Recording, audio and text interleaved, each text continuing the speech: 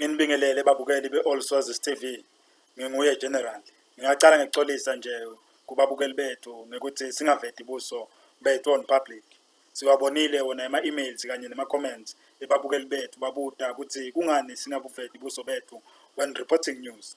Sizathu nje babukeli kungaba ukuthi for safety reasons, njengoba sibika noma sibhala tona tindzaba singete sati ukuthi ngubani lesimnyatselako ngekutfula tona tindzaba. Labayofuna kumati yena General sibayombona ngayo yona i-Independence Day.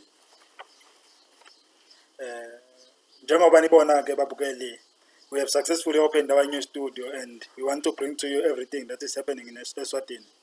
Our next step is to buy 2 good cameras that we are going to use, as we have some journalists lakatse kusebenta once we buy these new cameras. Singacela nje esibeni ukuthi if anyone has a camera langayisebentisi can donate to us. He or she can send an email to swazinews100@gmail.com or asibhalele on our official Facebook page at All Swazis TV. Nangabe ucala ukuvakashela lesi siteshi, you can support us by clicking the like button and the subscribe button below.